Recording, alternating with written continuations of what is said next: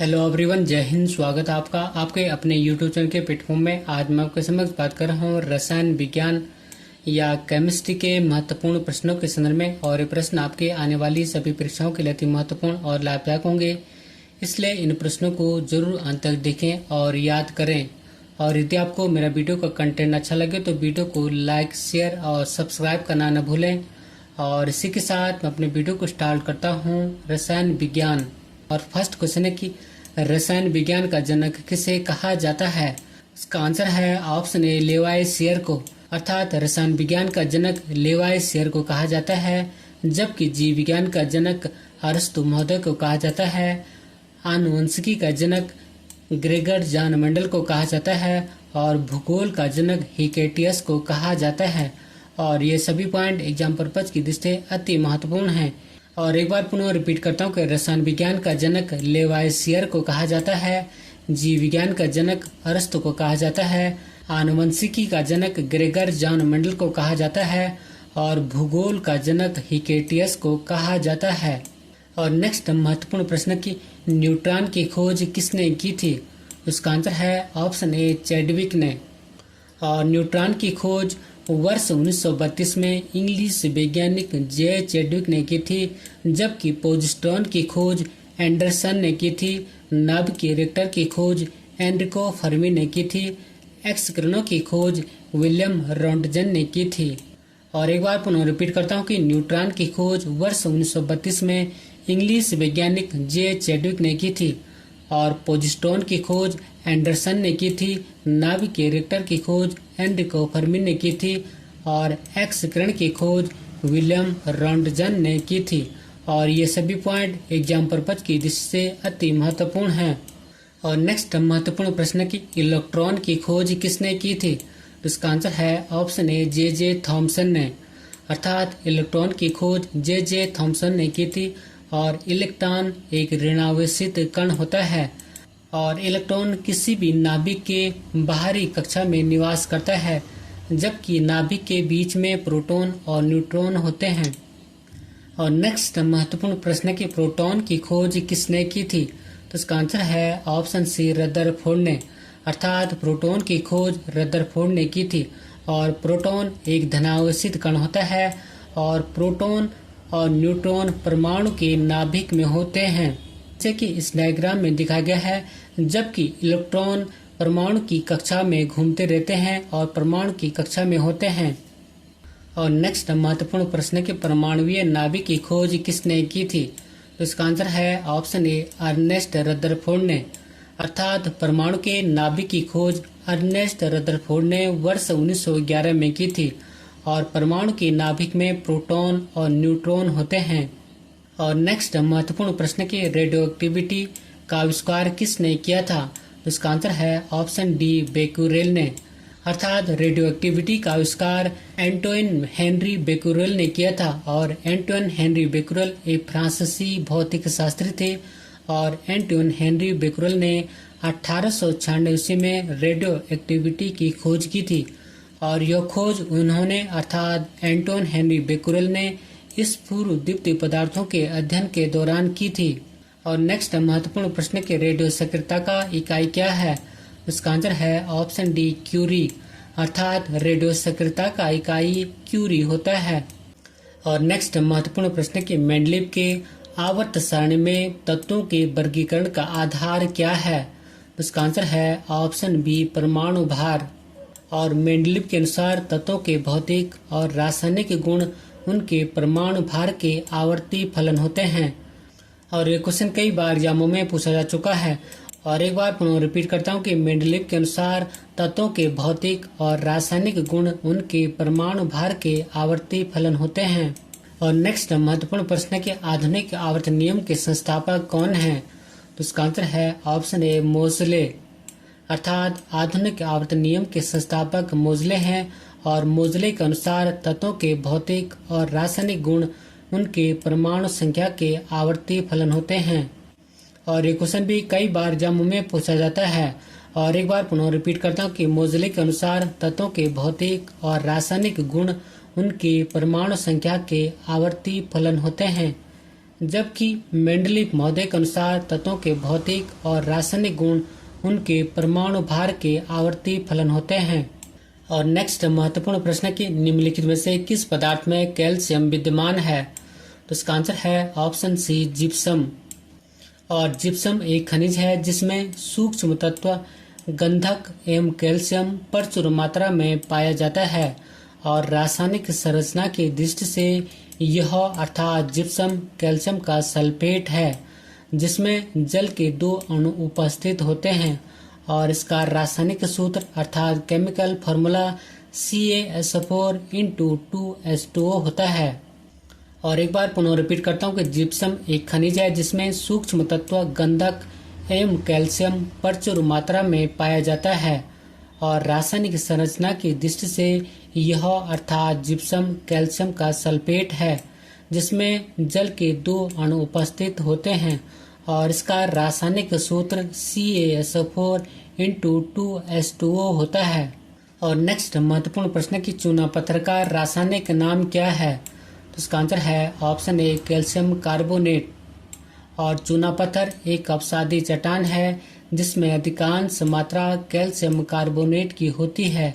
साथ ही इसमें अर्थात कैल्शियम कार्बोनेट में या चूना पत्थर में सिलिका, एल्यूमिना और लोहा आदि अपद्रव्य अंत मिश्रित रहते हैं। एक बार पुनः रिपीट करता हूँ कि चूना पत्थर का रासायनिक नाम कैल्शियम कार्बोनेट होता है। और नेक्स्ट महत्वपूर्ण प्रश्न की प्लास्टर ऑफ पेरिस किसका बना होता है? तो इसका आंसर है ऑप्शन सी, जिप्सम का। और प्लास्टर ऑफ पेरिस जिप्सम का बना होता है। और प्लास्टर ऑफ पेरिस का रासायनिक नाम कैल्शियम सल्फेट हाइड्रेट, जबकि प्लास्टर ऑफ पेरिस का रासायनिक सूत्र CaSO4 का होल ट्वाइस × H2O या CaSO4 हाफ H2O होता है। और इसका उपयोग शल्य चिकित्सा क्रिया में पट्टियों के रूप में होता है। और एक बार पुनः रिपीट करता हूँ कि प्लास्टर ऑफ पेरिस जिप्सम का बना होता है।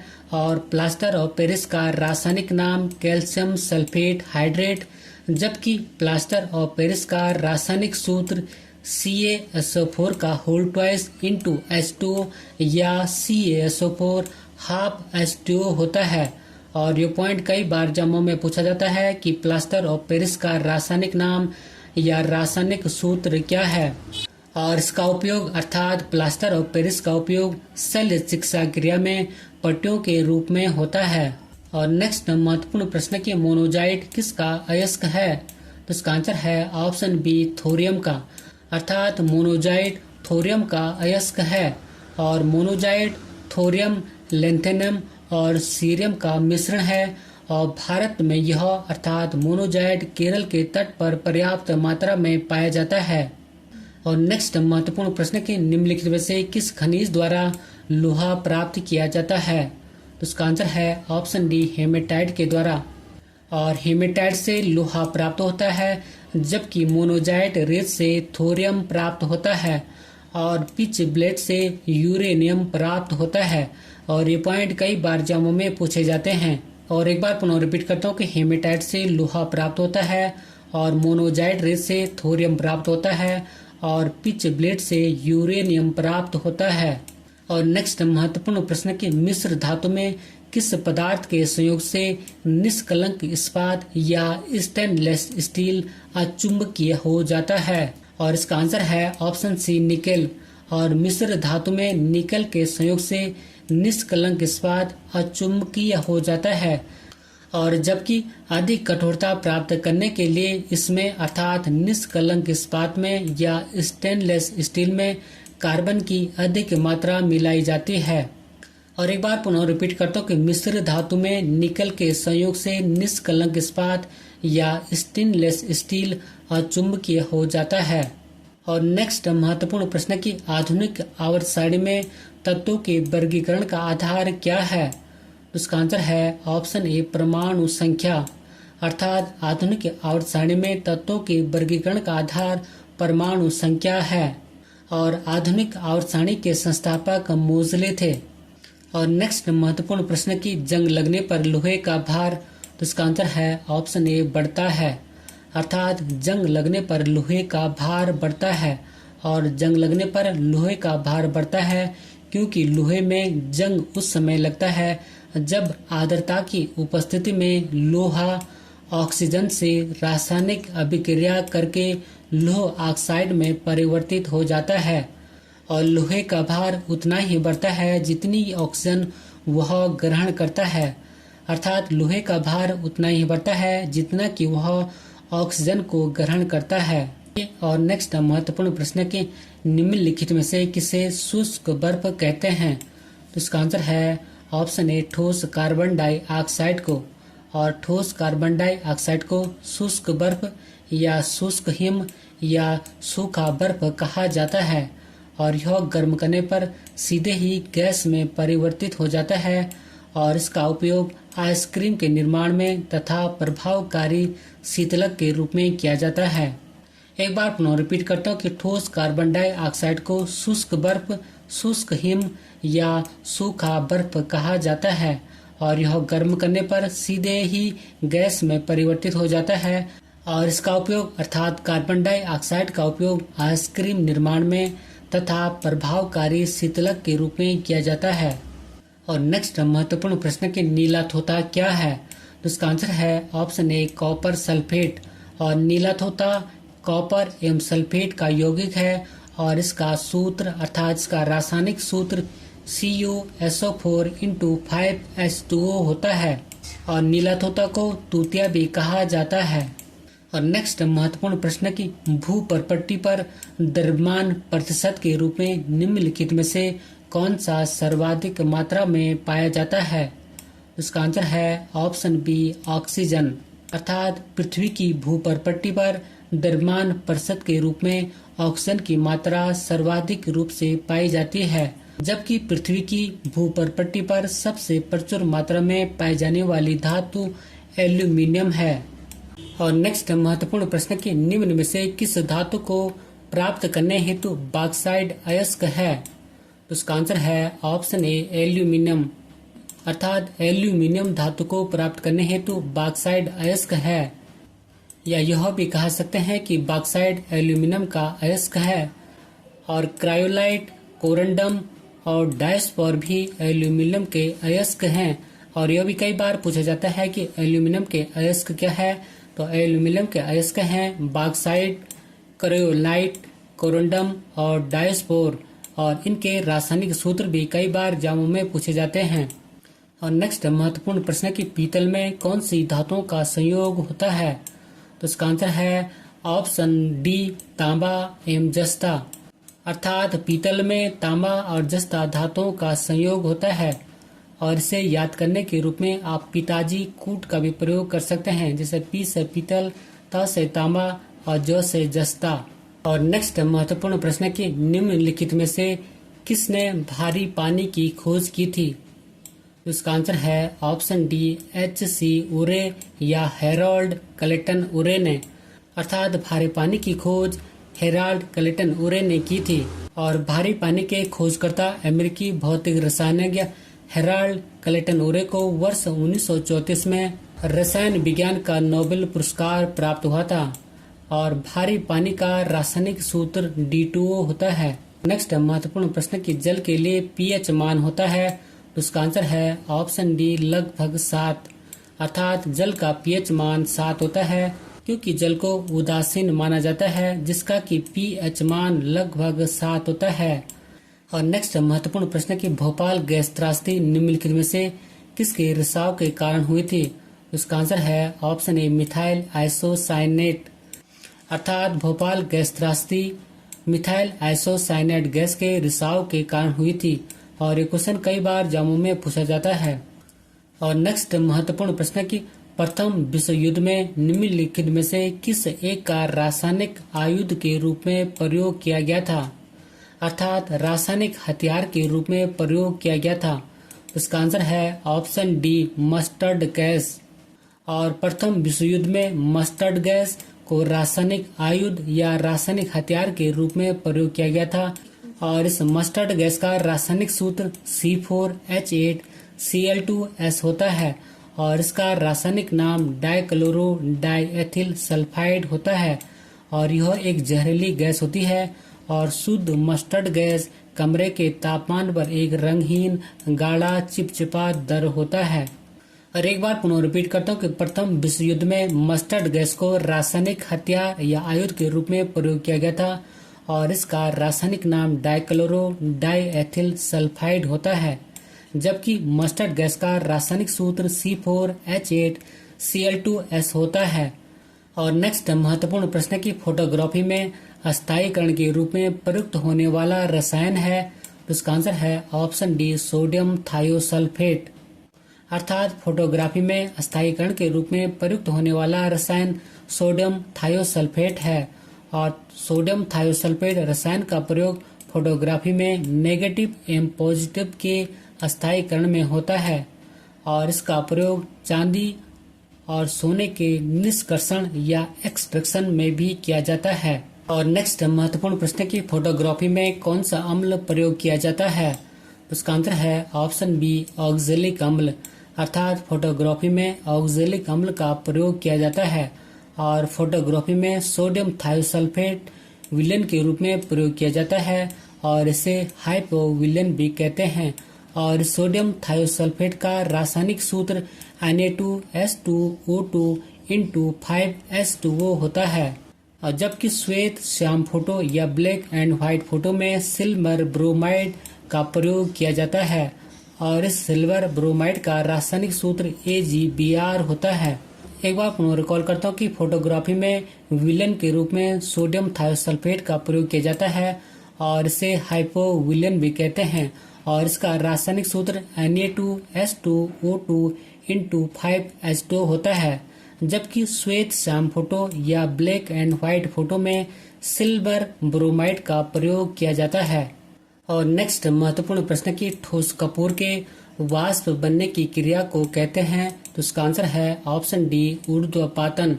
अर्थात ठोस कपूर के वाष्प बनने की क्रिया को ऊर्ध्वपातन या सब्लिमेशन कहते हैं और इस प्रक्रिया में ठोस पदार्थ अपनी ठोस अवस्था से सीधे गैस में परिवर्तित हो जाता है। और नेक्स्ट महत्वपूर्ण प्रश्न की फॉर्मिक एसिड इनमें से किस में सबसे ज्यादा पाया जाता है, उसका आंसर है ऑप्शन बी चींटी के विष में या चींटी के डंक में। अर्थात फॉर्मिक एसिड या फॉर्मिक अम्ल चींटी के विष या डंक में सबसे ज्यादा पाया जाता है। और नींबू जाति के फलों में साइट्रिक अम्ल पाया जाता है और सिरका में एसिटिक अम्ल पाया जाता है और आंवला में एस्कॉर्बिक अम्ल पाया जाता है। और ये पॉइंट कई बार जमों में पूछे जाते हैं। एक बार पुनः रिपीट करता हूँ कि चींटी के विष या डंक में फॉर्मिक एसिड पाया जाता है, नींबू जाति के फल में साइट्रिक अम्ल पाया जाता है, सिरका में एसिटिक अम्ल पाया जाता है और आंवला में एस्कॉर्बिक अम्ल पाया जाता है। नेक्स्ट महत्वपूर्ण प्रश्न की हाइड्रोजन को जलाने पर क्या बनेगा, तो इसका आंसर है ऑप्शन डी पानी। अर्थात हाइड्रोजन को जलाने पर पानी बनता है और पानी का रासायनिक सूत्र H2O होता है। नेक्स्ट महत्वपूर्ण क्वेश्चन है कि कैंसर के उपचार के लिए प्रयुक्त उत्कृष्ट गैस है, तो इसका आंसर है ऑप्शन डी रेडोन। अर्थात कैंसर के उपचार में प्रयुक्त उत्कृष्ट गैस रेडोन होती है। और नेक्स्ट महत्वपूर्ण प्रश्न की लेंस किससे बनता है, तो इसका आंसर है ऑप्शन बी फ्लिंट कांच से। अर्थात लेंस फ्लिंट कांच से बनता है। और नेक्स्ट महत्वपूर्ण प्रश्न की फ्यूज तार किससे बनती है, तो इसका आंसर है ऑप्शन बी टीन और सीसा की मिश्र धातु से। अर्थात फ्यूज तार टीन और सीसा की मिश्र धातु से बनती है। और नेक्स्ट महत्वपूर्ण प्रश्न के पेंसिलिन का आविष्कार किसने किया था, तो इसका आंसर है ऑप्शन डी अलेक्जेंडर फ्लेमिंग ने। अर्थात पेंसिलिन का आविष्कार अलेक्जेंडर फ्लेमिंग ने किया था और ये क्वेश्चन भी कई बार एग्जामों में पूछा जाता है। और नेक्स्ट महत्वपूर्ण प्रश्न की रासायनिक दृष्टि से सिंदूर है, तो इसका आंसर है ऑप्शन डी मर्क्यूरिक सल्फाइड। अर्थात रासायनिक दृष्टि से सिंदूर मर्क्यूरिक सल्फाइड है और सिंदूर का रासायनिक नाम मर्क्यूरिक सल्फाइड होता है, जबकि इसका रासायनिक सूत्र HgS होता है। और नेक्स्ट महत्वपूर्ण प्रश्न के निम्नलिखित में से किसे भविष्य का धातु कहा जाता है, इसका आंसर है ऑप्शन सी टाइटेनियम। अर्थात टाइटेनियम को भविष्य का धातु कहा जाता है। और नेक्स्ट महत्वपूर्ण प्रश्न के लोहे में जंग को रोकने के लिए उपयोग किया जाता है, तो इसका आंसर है ऑप्शन ए जिंक। अर्थात लोहे में जंग को रोकने के लिए जिंक का उपयोग किया जाता है। और नेक्स्ट महत्वपूर्ण प्रश्न की समुद्र के पानी से कौन सी धातु निकाली जाती है? इसका आंसर है ऑप्शन बी मैग्नीशियम। अर्थात समुद्र के पानी से मैग्नीशियम धातु निकाली जाती है। और नेक्स्ट महत्वपूर्ण प्रश्न के नाखून पॉलिश रिमूवर में क्या रहता है? इसका आंसर है ऑप्शन ए एसीटोन। अर्थात नाखून पॉलिश रिमूवर में एसीटोन रहता है। और नेक्स्ट महत्वपूर्ण प्रश्न के लहसुन की विशेष गंध किसके कारण होती है? इसका आंसर है ऑप्शन बी सल्फर घटक के कारण। अर्थात लहसुन की विशेष गंध सल्फर घटक के कारण होती है। और नेक्स्ट महत्वपूर्ण प्रश्न की रसोई गैस किन का मिश्रण है? इसका आंसर है ऑप्शन डी ब्यूटेन और प्रोपेन का। अर्थात रसोई गैस ब्यूटेन और प्रोपेन का मिश्रण होता है। और रसोई गैस में विशेष गंध के लिए मरकप्टेन गैस का प्रयोग किया जाता है। और नेक्स्ट महत्वपूर्ण प्रश्न की मच्छर भगाने वाली दवाओं में सक्रिय रसायन है। उसका आंसर है ऑप्शन ए एलिथ्रीन। और एलिथ्रीन संश्लेषित पायरोथॉइड कीटनाशक है जो मच्छर भगाने वाली दवाओं में प्रयुक्त किया जाता है। एक बार पुनः रिपीट करता हूँ कि मच्छर भगाने वाली दवाओं में सक्रिय रसायन एलिथ्रीन होता है। और नेक्स्ट महत्वपूर्ण प्रश्न की फायर अलार्म में निम्नलिखित में से किसका उपयोग किया जाता है? इसका आंसर है ऑप्शन ए फोटो सेल का। अर्थात फायर अलार्म में फोटो सेल का उपयोग किया जाता है। और इसे अर्थात फोटो सेल को फोटो इलेक्ट्रिक सेल या फोटो वोल्टिक सेल भी कहते हैं।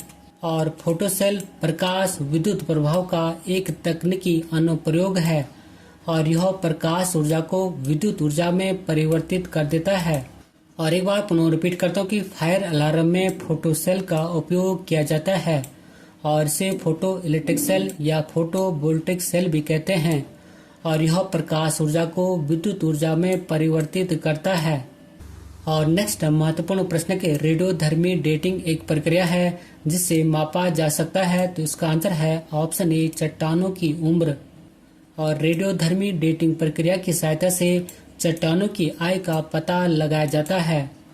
और एक बार पुनः रिपीट करता हूँ कि रेडियोधर्मी डेटिंग एक प्रक्रिया है जिसके द्वारा चट्टानों की उम्र या चट्टानों की आयु को मापा जा सकता है। और नेक्स्ट महत्वपूर्ण प्रश्न की यूरिया है। इसका आंसर है ऑप्शन ए एक नाइट्रोजन युक्त कार्बनिक यौगिक। अर्थात यूरिया एक कार्बनिक यौगिक है और इसका रासायनिक सूत्र CONH2 का होल ट्वाइस होता है। और यूरिया में लगभग 46.7% नाइट्रोजन अमाइड के रूप में उपस्थित होता है और कार्बनिक रसायन के क्षेत्र में इसे अर्थात यूरिया को कार्बामाइड भी कहा जाता है। एक बार पुनः रिपीट करता हूँ कि यूरिया एक कार्बनिक यौगिक है और इसका अर्थात यूरिया का रासायनिक सूत्र CONH2 का होल ट्वाइस होता है। और यूरिया में लगभग 46.7% नाइट्रोजन अमाइड के रूप में उपस्थित होता है और कार्बनिक रसायन के क्षेत्र में इसे अर्थात यूरिया को कार्बामाइड भी कहा जाता है। और नेक्स्ट महत्वपूर्ण प्रश्न के निम्न में से किसका उपयोग यूरिया उर्वरक के उत्पादन में किया जाता है? तो इसका आंसर है ऑप्शन ए कार्बन डाइऑक्साइड। अर्थात यूरिया का उत्पादन द्रव अमोनिया तथा कार्बन डाइऑक्साइड की प्रतिक्रिया से होता है। और नेक्स्ट महत्वपूर्ण प्रश्न के खाद्य पदार्थों के परिरक्षण हेतु निम्न में से किस रसायन को प्रयुक्त किया जाता है? तो इसका आंसर है ऑप्शन बी सोडियम बेंजोएट। अर्थात खाद्य पदार्थों के परिरक्षण हेतु सोडियम बेंजोएट का प्रयोग किया जाता है। और सोडियम बेंजोएट का रासायनिक सूत्र NaC7H5O2 होता है और इसका व्यापक रूप से खाद्य परिरक्षण में प्रयोग होता है और यह बेंजोइक अम्ल का सोडियम लवण होता है। और एक बार पुनः रिपीट करता हूँ कि सोडियम बेंजोएट का रासायनिक सूत्र NaC7H5O2 होता है और इसका अर्थात सोडियम बेंजोएट का व्यापक रूप से खाद्य परिरक्षण में प्रयोग होता है और यह अर्थात सोडियम बेंजोएट बेंजोइक अम्ल का सोडियम लवण होता है। और नेक्स्ट महत्वपूर्ण प्रश्न की लिक्विड पेट्रोलियम गैस या LPG का मुख्य अवयव है। इसका आंसर है ऑप्शन सी इथेन, प्रोपेन और ब्यूटेन। अर्थात लिक्विड पेट्रोलियम गैस LPG का मुख्य अवयव इथेन, प्रोपेन और ब्यूटेन है। और तरलीकृत पेट्रोलियम गैस या LPG हाइड्रोकार्बन गैसों का एक ज्वलनशील मिश्रण है जिसे ईंधन के रूप में प्रयोग किया जाता है। और एलपीजी मुख्यतः प्रोपेन, ब्यूटेन और ईथेन का मिश्रण है।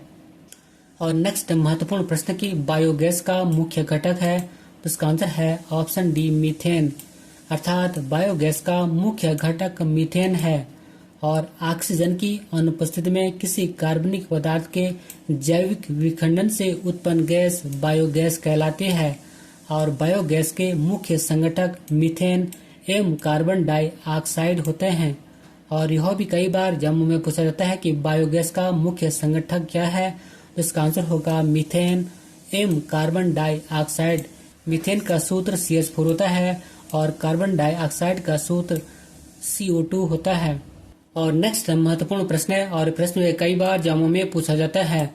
और प्रश्न की RDX का आविष्कार किसने किया, तो इसका आंसर है ऑप्शन डी हेनिंग ने। अर्थात RDX का आविष्कार जर्मनी के जॉर्ज फ्रेडरिक हेनिंग ने किया था।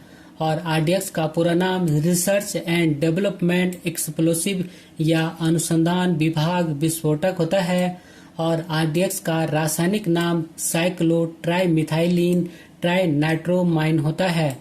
और इसे अमेरिका में साइक्लोनाइट, जर्मनी में हेक्सोन तथा इटली में T4 भी कहा जाता है। और यह एक शक्तिशाली विस्फोटक होता है। और एक बार पुनः रिपीट करता हूँ कि RDX का आविष्कार जर्मनी के वैज्ञानिक जॉर्ज फ्रेडरिक हेनिंग ने किया था। और RDX का पूरा नाम रिसर्च एंड डेवलपमेंट एक्सप्लोसिव या हिंदी में अनुसंधान विभाग विस्फोटक होता है। और RDX का रासायनिक नाम साइक्लो ट्राइमिथाइलिन ट्राइनाइट्रोमाइन होता है, जबकि इसे अमेरिका में साइक्लोनाइट, जर्मनी में हेक्सोन तथा इटली में T4 कहते हैं। और यह एक शक्तिशाली विस्फोटक होता है। और इस क्वेश्चन के सभी पॉइंट एग्जाम पर्पज की दृष्टि अति महत्वपूर्ण हैं, क्योंकि ये पॉइंट एग्जामों में पूछे जाते हैं। और नेक्स्ट महत्वपूर्ण प्रश्न के निम्नलिखित में से किस एक को विस्फोटक की तरह से प्रयोग किया जाता है, इसका आंसर है ऑप्शन डी नाइट्रोग्लिसरीन। और नाइट्रोग्लिसरीन एक भारी रंगहीन तेलीय विस्फोटक तरल पदार्थ है। और इसे ग्लिसरील ट्राइनाइट्रेट या 1,2,3 ट्राइनाइट्रॉक्सी प्रोपेन के नाम से भी जाना जाता है। एक बार पुनः रिपीट करता हूँ कि नाइट्रोग्लिसरीन को एक विस्फोटक की तरह प्रयोग किया जाता है। और नेक्स्ट महत्वपूर्ण प्रश्न की सबसे भारी प्राकृतिक तत्व है, इसका आंसर है ऑप्शन ए यूरेनियम। और यूरेनियम सबसे भारी प्राकृतिक तत्व है, जिसका की परमाणु भार 238.03 और इसका घनत्व 19.05 ग्राम प्रति घन सेंटीमीटर होता है। और नेक्स्ट महत्वपूर्ण प्रश्न की माणिक्य और नीलम रासायनिक रूप से कैसे जाने जाते हैं, इसका आंसर है ऑप्शन बी एल्यूमिनियम ऑक्साइड के रूप में। और माणिक्य और नीलम कोरंडम के जवाहरात रूप हैं। और कोरंडम प्राकृतिक रूप से एल्यूमिनियम ऑक्साइड के क्रिस्टलीय रूप में पाया जाता है। और नीलम रत्न श्रेणी का खनिज है और इसका रासायनिक सूत्र Al2O3 होता है। और नीलम प्रकृति में भी मिलता है एवं नीलम कृत्रिम रूप से भी बनाया जाता है। एक बार पुनः रिपीट करता हूँ कि माणिक्य और नीलम रासायनिक रूप से एल्यूमिनियम ऑक्साइड के रूप में जाने जाते हैं। और नेक्स्ट महत्वपूर्ण प्रश्न है और प्रश्न के लेड पेंसिल में क्या होता है, तो इसका आंसर है ऑप्शन डी ग्रेफाइट। अर्थात लेड पेंसिल में ग्रेफाइट होता है। और ग्रेफाइट एवं हीरा दोनों ही कार्बन के अपर रूप हैं। और हीरा सबसे कठोर होता है, जबकि ग्रेफाइट हीरे से मुलायम होता है। और ग्रेफाइट का प्रयोग पेंसिल के लेड बनाने में किया जाता है। और एक बार पुनः रिपीट करता हूँ, लेड पेंसिल में ग्रेफाइट पाया जाता है। और ग्रेफाइट और हीरा दोनों ही कार्बन के अपर रूप हैं।